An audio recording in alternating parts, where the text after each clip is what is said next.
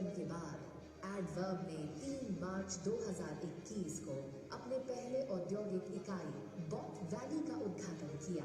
75 करोड़ की लागत से बने बॉट वैली ने हमारे देश के युवाओं के लिए 2000 से ज्यादा रोजगार उपलब्ध कराए। उत्तर प्रदेश सरकार की प्रतिबद्धता को देखते हुए एडवर्ब ने 3 जून 2022 को ग्राउंड ब्रेकिंग समारोह 3.0 में अपनी नई और विश्व की सबसे आधुनिक और भारत की सबसे बड़ी रोबोट मैन्युफैक्चरिंग इकाई बनाने का संकल्प किया और 1 साल के अंदर हम आज उद्घाटन कर रहे हैं बॉटवर्स का। बॉटवर्स 1 साल में 1 लाख रोबोट्स बनाने की क्षमता रखेगा।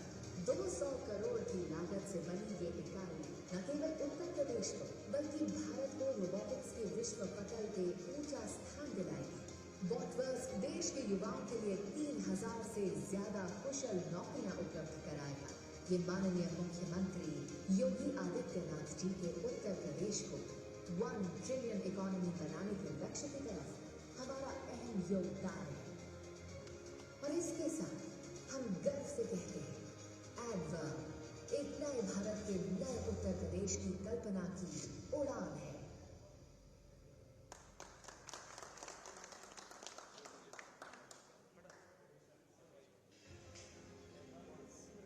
ये प्रदेश है मर्यादा पुरुषोत्तम श्री राम का, लीलाधारी भगवान श्री कृष्ण का।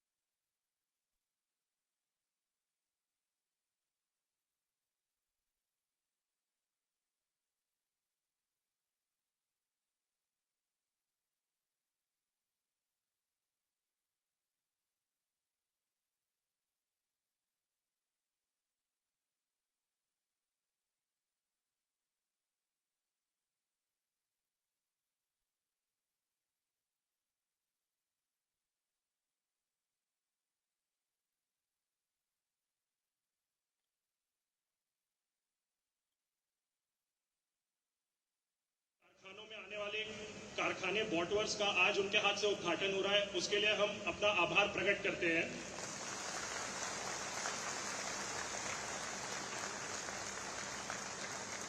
आपकी नीतियों से प्रेरित होकर हम अपने कर्मचारियों को उच्च शिक्षा और कौशल्य प्राप्त करने के लिए प्रोत्साहित करते हैं सर, और उसी क्रम में हम माननीय मुख्यमंत्री जी से प्रार्थना करेंगे कि वे हमारे उन कर्मचारियों को जिन्होंने अपनी नौकरी के साथ साथ अपनी उच्च शिक्षा जारी रखी है, उनको प्रशस्ति पत्र देकर उन्हें प्रोत्साहित करें। मैं स्टेज पे बुलाना चाहूंगा किरण को। किरण ने हमें बीटेक से ज्वाइन किया और ये हमारे साथ एमबीए की पढ़ाई कर रही है। राजेश्वर गोपाल राव गाड़े। राजेश्वर ने हमको डिप्लोमा में कैंपस से ज्वाइन किया और आज ये बीटेक की पढ़ाई कर रहे हैं।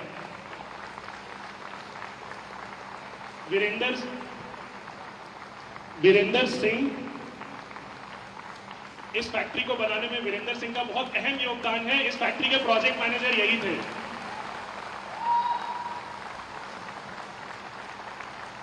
शिवाजी अंबादास सालुंके, ये भी हमारे साथ बीटेक की पढ़ाई कर रहे हैं।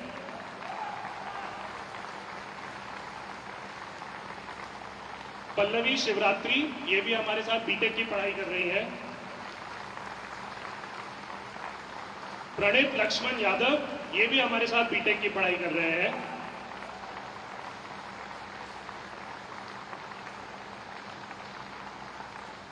अक्षया शर्मा, ये भी हमारे साथ बीटेक की पढ़ाई कर रहे हैं।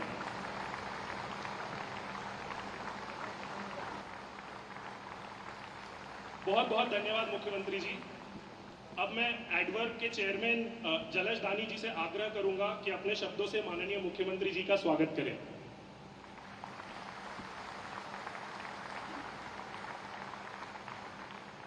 माननीय मुख्यमंत्री उत्तर प्रदेश योगी आदित्यनाथ जी, विशेष अतिथिगण एवं मेरे सभी एडवर्क के सहकारियों को मेरा सादर प्रणाम। आज हम विज्ञान और तकनीक के युग में जी रहे हैं। क्रमिक व निरंतर विकास प्रकृति का विधान है। उसी प्रकार विज्ञान और तकनीक का भी लगातार विकास होते रहना आवश्यक है। पिछली शताब्दी में सिलिकॉन चिप्स के आविष्कार से इस प्रक्रिया को एक नई रफ्तार मिली और आज हम रोबोटिक्स और एआई के नए युग में प्रवेश कर चुके हैं। प्रगति के इस क्रम में एडवर्क अपने रोबोटिक्स और ऑटोमेशन सॉल्यूशंस के साथ वैश्विक कंपनियों के सप्लाई चेन और लॉजिस्टिक्स की समस्याओं का समाधान करता रहा है। हमने 2021 में अपने पहले रोबोटिक्स कारखाने बॉट वैली की नोएडा में शुरुआत करी और 2000 से ज़्यादा लोगों को रोजगार उपलब्ध कराया। टैलेंट और तकनीक के समन्वय से हमने विकास के पथ पर आगे बढ़ते हुए और माननीय प्रधानमंत्री नरेंद्र मोदी जी की made in India make for world की मुहिम से प्रेरित होकर बॉटवर्स का निर्माण किया।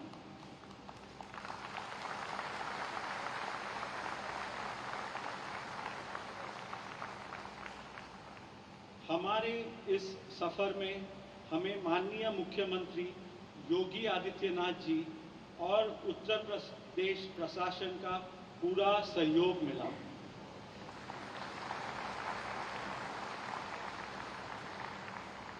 जिसमें नंद गोपाल गुप्ता नंदी जी, दुर्गा शंकर मिश्रा जी, अरविंद कुमार जी, मनोज कुमार सिंह जी, आलोक टंडन जी, रितु महेश्वरी जी, नरेंद्र भूषण जी एवं अमित सिंह जी, इस सभी मान्यवरों को का अमूल्य योगदान मिला है। परिणामतः यह इकाई भूमि आवंटन की तिथि के केवल 12 महीनों के संचालन की गई है। हमारा परम सौभाग्य है ये है कि विश्व की सबसे आधुनिक और सबसे बड़ी इकाइयों में एक बॉटवर्स का उद्घाटन माननीय मुख्यमंत्री योगी आदित्यनाथ जी के कर कमलों द्वारा समर्पण हुआ। हमारे चरणों में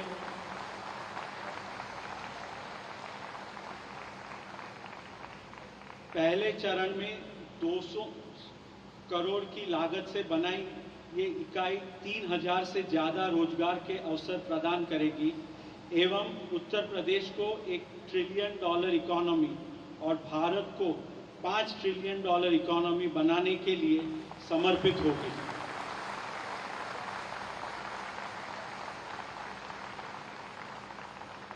मैं माननीय मुख्यमंत्री योगी आदित्यनाथ जी से प्रार्थना करूंगा कि एडवर्ब न केवल उत्तर प्रदेश बल्कि मेरे भारत और विश्व कल्याण के लिए कैसा योगदान कर सकता है उसका मार्गदर्शन अपने आशीष वचनों से करें। धन्यवाद।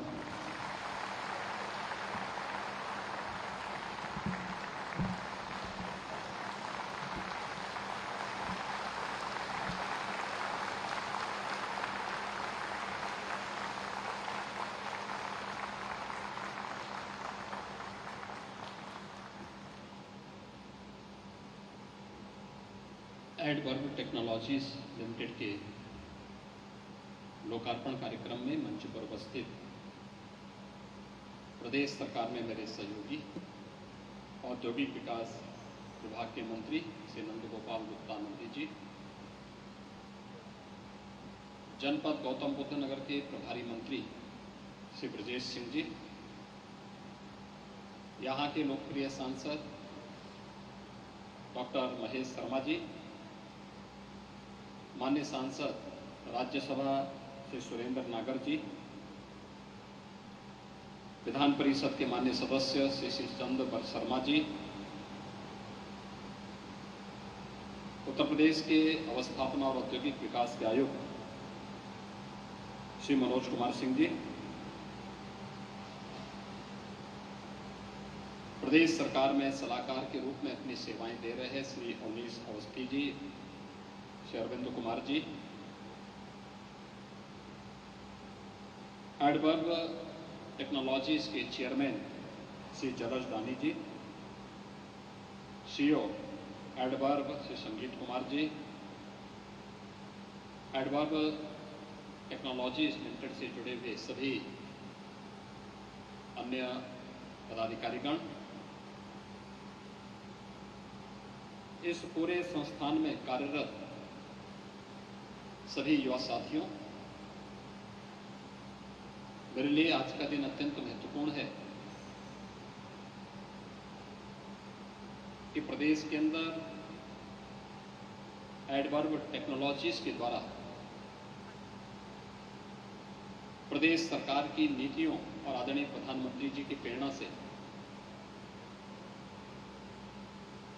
उत्तर प्रदेश को निवेश के बेहतरीन गंतव्य के रूप में स्थापित करने के जिस लक्ष्य को आगे बढ़ाया गया था, इसमें आज का ये लोकार्पण कार्यक्रम न केवल नए भारत के नए उत्तर प्रदेश की ओर हम सबका ध्यान आकर्षित करता है, बल्कि ईज ऑफ डूइंग बिजनेस का वास्तविक मतलब क्या होता है, एडवर्ब टेक्नोलॉजीज का ये संस्थान इसका एक बेहतरीन उदाहरण हो सकता है। मैं इस अवसर पर एडवर्ब टेक्नोलॉजीज और उनके सभी सहयोगियों को हृदय से बधाई देता हूं और जिन नौजवान साथियों को यहाँ पर कार्य करने का अवसर प्राप्त हुआ है, उन सबका हृदय से अभिनंदन भी करता हूं। मुझे याद है जब 3 जून 2022 को उत्तर प्रदेश में भारतीय जनता पार्टी नेतृत्व की सरकार ने लगातार दूसरी बार सत्ता संभाली थी, उसके तत्काल बाद 3 जून 2022 को प्रदेश सरकार ने आदरणीय प्रधानमंत्री जी को प्रदेश की राजधानी लखनऊ में 3rd ग्राउंड ब्रेकिंग सेरेमनी के लिए आमंत्रित किया था। इस अवसर पर एडवर्ब टेक्नोलॉजीज ने 200 करोड़ रुपए के नए निवेश के प्रस्ताव के साथ ग्रेटर नोएडा अथॉरिटी के साथ एमओयू पे साइन करने के साथ इस कार्यक्रम में अपने कार्यक्रम की आधारशिला रखी थी। और मुझे प्रसन्नता है कि मात्र 1 वर्ष की इस छोटी सी अवधि में इतना बड़ा संस्थान 200 करोड़ रुपए की लागत के साथ साथ 3000 से अधिक नए रोजगार की संभावनाओं को विकसित करने के लिए न्यू टेक्नोलॉजीज के साथ रोबोटिक के क्षेत्र में क्या संभावनाएं हैं, इन संभावनाओं को आगे बढ़ाते हुए आज हम सबके सामने है। मैं इसके लिए एडवर्ड टेक्नोलॉजीज के चेयरमैन, सीईओ और उनके सभी सहयोगियों को हृदय से बधाई देता हूं, प्रदेश सरकार की ओर से धन्यवाद भी देता हूं।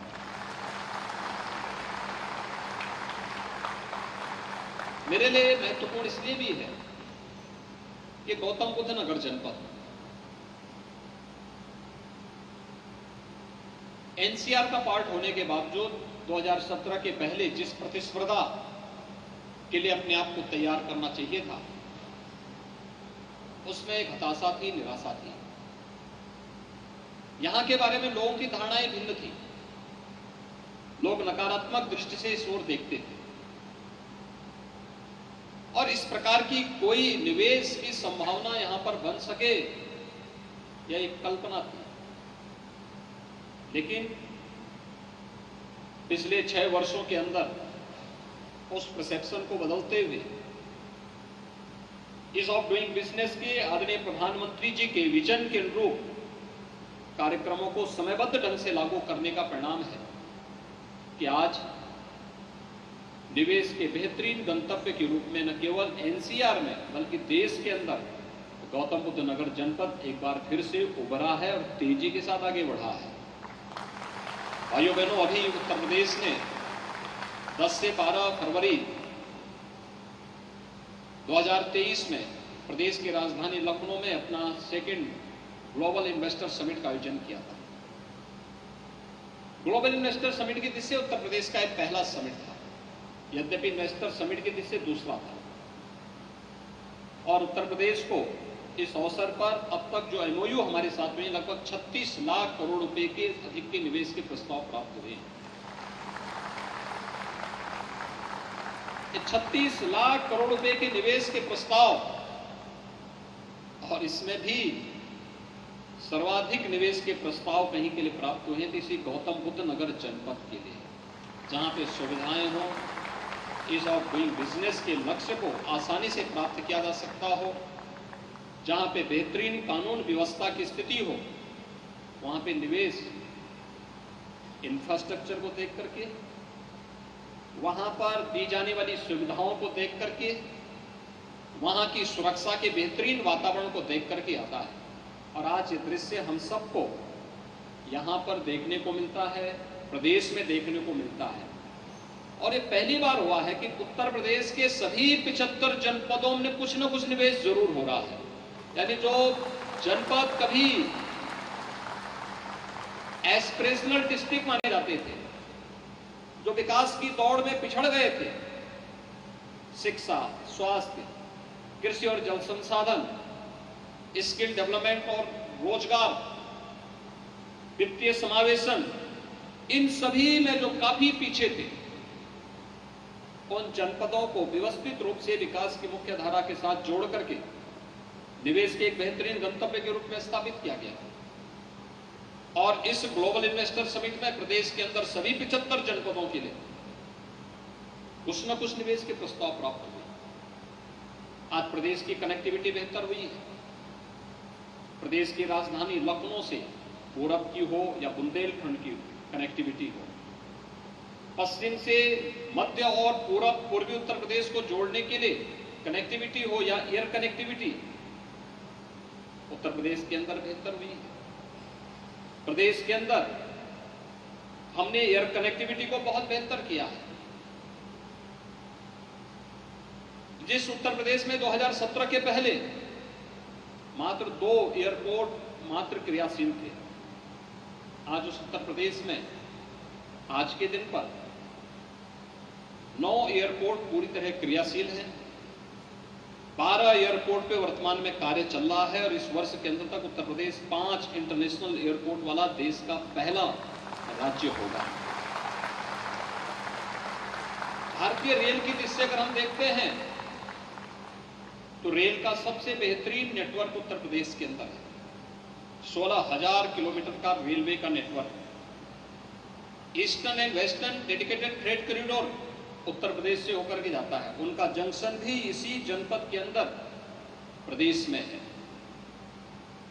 यानी प्रदेश की इन सभी संभावनाओं को आगे बढ़ाने के साथ साथ वाटरवे की संभावनाओं को भी, देश का पहला वाटरवे नंबर 1 इनलैंड वाटरवे यह उत्तर प्रदेश के अंदर वाराणसी हल्दिया के बीच में प्रारंभ हो चुका है और शीघ्र ही प्रदेश के अंदर अपना स्टेट का इनलैंड वाटरवे अथॉरिटी भी गठित होगा, जिसके माध्यम से हम प्रदेश के अंदर जल मार्गों के माध्यम से कार्गो की सुविधा को आगे बढ़ाने की इन संभावनाओं को भी आगे बढ़ाने का कार्य करेंगे।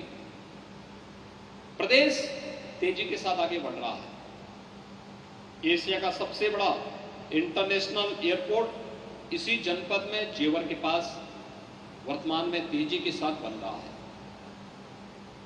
ये संभावनाएं बताती हैं कि उत्तर प्रदेश के अंदर पहले भी संभावनाएं थी। देश के अंदर एमएसएमई का बेस अगर आप देखेंगे 96 लाख यूनिट एमएसएमई उत्तर प्रदेश के अंदर है और उनके प्रोत्साहन के लिए 1 डिस्ट्रिक्ट 1 प्रोडक्ट की योजनाओं को आगे बढ़ाने का कार्य हुआ है, जिसने उत्तर प्रदेश को एक्सपोर्ट के एक हब के रूप में विकसित किया है।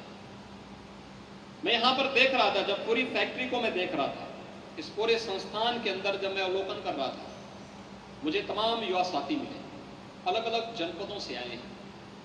किसी ने डिप्लोमा किया है, किसी ने डिग्री अपनी ली है, कोई यहाँ फुल टाइम जॉब कर रहा है, कोई इंटर्नशिप में यहाँ पे काम कर रहा है। और इस अवसर पर मैं एडवर्ड टेक्नोलॉजीज से इस बारे में कहूँगा कि हमें जब अपनी डिग्री अपना डिप्लोमा ले तो उसको नौकरी और रोजगार के लिए भटकना न पड़े। उसके सामने शासन की स्कीम उसके सामने हो, उसको जानकारी हो। पीएम मुद्रा योजना क्या है, पीएम स्टार्टअप की योजना क्या है, पीएम स्टैंड अप की योजना क्या है, उत्तर प्रदेश के अंदर मुख्यमंत्री स्वरोजगार की योजना क्या है, 1 डिस्ट्रिक्ट 1 प्रोडक्ट की योजना क्या है, या अध्ययन काल के समय भी अगर उसके पास आर्थिक तंगी है तो मुख्यमंत्री कन्या सुमंगला योजना क्या है, या किन योजनाओं का लाभ लेकर के हम सुगमता के साथ अपने अध्ययन को भी जारी रख सकते हैं। और मैं धन्यवाद दूंगा कि यहाँ पर जो युवा कार्य कर रहे हैं उनको हायर एजुकेशन के लिए एडवर्ड टेक्नोलॉजी सपोर्ट कर रहा है, उन्हें आगे बढ़ाने का कार्य कर रहा है।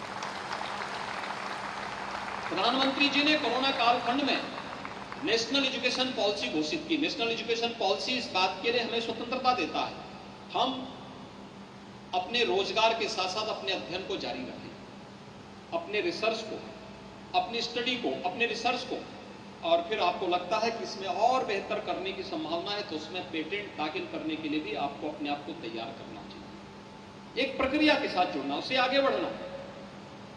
इनोवेशन आज की मांग है और एक जो ये कार्य यहाँ पे किया है राज्य के अंदर भी, इस दिशा में हम लोग बेहतरीन अभियान को आगे बढ़ाने का प्रयास कर रहे हैं। हम लोगों ने कहा बहुत सारे लड़के ऐसे हैं जो अपना यूजी की डिग्री लेने के बाद पीजी की डिग्री के लिए वे चाहते हैं कि नहीं, मैं अपने पैरों पर खड़ा होकर के, अपने अभिभावक पर बोझा न बनकर के स्वयं अपने पैरों पर खड़ा होकर के कार्य भी करूं और साथ साथ डिग्री भी लूं। इसके लिए टेक्नोलॉजी का उपयोग करके कैसे हम उनको ऑनलाइन एजुकेशन के साथ जोड़ सकते हैं, कैसे पार्ट टाइम एजुकेशन के साथ उन्हें आगे बढ़ाने का कार्य कर सकते हैं, डिस्टेंस एजुकेशन के साथ जोड़ने की प्रक्रिया क्या हो सकती है, इन सब पर भी राज्य और केंद्र सरकार दोनों कार्य कर रहे हैं। लेकिन साथ साथ मैं आपसे इस बारे में कहूंगा कि एक इंस्टीट्यूशन को इंडस्ट्री के साथ जोड़ने के अभियान के साथ इस एडवर्ड टेक्नोलॉजीज को जोड़ना चाहिए। अच्छे युवा मिलेंगे और यहां पर जो युवा आएगा वो कार्य भी करेगा और साथ साथ उस युवा को सीएम इंटर्नशिप स्कीम या पीएम इंटर्नशिप स्कीम के साथ जुड़ने का अवसर प्राप्त होगा। इसमें आधा मानदेय आप देंगे, आधा मानदेय राज्य सरकार या केंद्र सरकार उन्हें उपलब्ध करवाएगी और एक समय के बाद उनके इंटर्नशिप का कार्य होने के बाद उसके पास एक अनुभव प्रमाण पत्र होगा और फिर मार्केट में उसके प्लेसमेंट की भी व्यवस्था राज्य सरकार के माध्यम से या फिर स्वयं इस संस्थान के माध्यम से अगर हो सकती है तो हम लाखों नौजवानों को स्वावलंबन का एक नया मार्ग दिखा सकते हैं।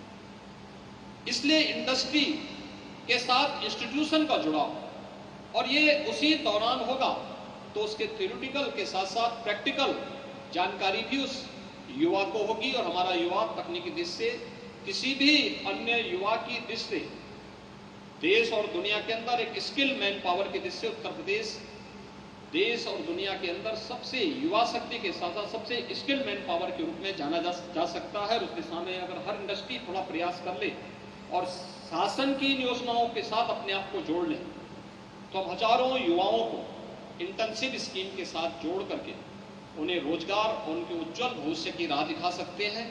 मैं एक बार फिर से एडवर्ड टेक्नोलॉजीज को एक समय सीमा के अंदर इस कार्य को, इस निवेश को ग्रेटर नोएडा में करने के लिए और इसमें इतने ढेर सारे युवाओं को रोजगार के साथ जोड़ने के लिए हृदय से धन्यवाद देता हूं। मैं यहां पर इस अवसर पर औद्योगिक विकास विभाग को, ग्रेटर नोएडा अथॉरिटी को और इस पूरे अभियान को एक समय सीमा के अंदर पूरा करने के लिए जिन भी लोगों ने कार्य किया है उन सबको मैं हृदय से धन्यवाद देते हुए विश्वास व्यक्त करूंगा कि हमारे सभी संस्थान अपने कार्यों के माध्यम से एक नई पहचान बनाने का कार्य करेंगे और देश के एक बेहतरीन गंतव्य के रूप में उत्तर प्रदेश को आगे बढ़ा करके आदरणीय प्रधानमंत्री जी के विजन के अनुरूप उत्तर प्रदेश की अर्थव्यवस्था को अगले 5 वर्ष के अंदर $1 ट्रिलियन की इकोनॉमी बनाने में अपना योगदान देंगे। आप सबके प्रति मेरी शुभकामनाएं। धन्यवाद। जय हिंद।